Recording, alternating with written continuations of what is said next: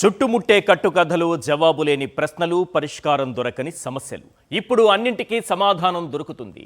అసత్యాన్ని పట్టిచూపి వాస్తవాలను ఎదుట నిలిపి సమగ్ర విశ్లేషణతో పాయింట్ బ్లాంక్ రేంజ్లో గన్ షాట్.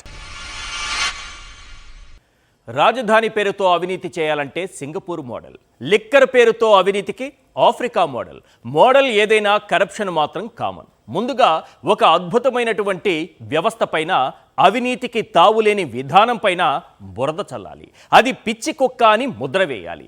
వేలాది మంది చనిపోయారంటూ గోల చేయాలి. మీ కిడ్నీలు, లివర్లు ఖతమంటూ భయపెట్టాలి. గత ప్రభుత్వంలో భారీ స్కామ్ అంటూ గగ్గోలు పెట్టాలి. కేసులు, అరెస్టులంటూ డ్రామా కంటిన్యూ చేయాలి.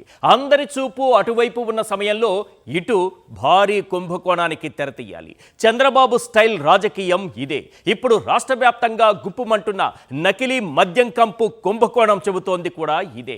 హత్య కేసులో శిక్ష అనుభవిస్తున్న కట్టా సురేంద్ర నాయుడికి క్షమాభిక్ష పెట్టి బాబే బయటకు తీసుకొచ్చారా? కట్టా సురేంద్ర చెబితేనే జయచంద్రారెడ్డికి తంబళ్లపల్లె టికెట్ ఇచ్చారా?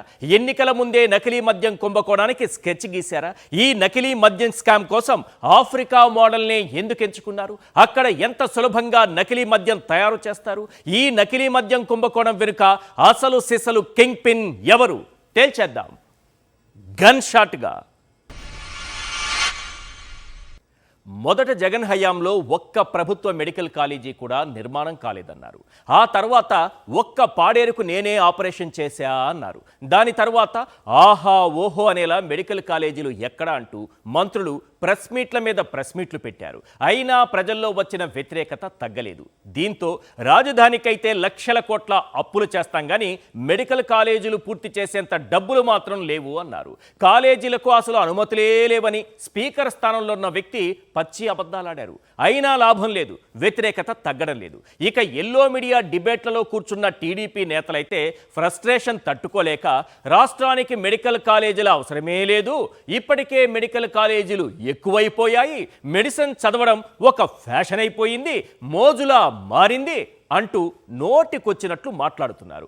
అసలు వైద్య విద్య, వైద్యంతో వ్యాపారం చేయాలనుకునే ప్రభుత్వము ఓ ప్రభుత్వమేనా? జిల్లాకో ప్రభుత్వ మెడికల్ కాలేజీ కలను సమాధి చేస్తున్నారా? ఆ మెడికల్ కాలేజీలు అందుబాటులో ఉంటే కురుపాం లాంటి మారుమూల ప్రాంతాల్లో చావు కేకలు వినిపించేవా? పీపీపీ పేరుతో మెడికల్ కాలేజీల్లో ప్రైవేటును తాకట్టు పెట్టి చంద్రబాబు చారిత్రక తప్పిదం చేస్తున్నారా? తేల్చేద్దాం గన్ షాట్గా.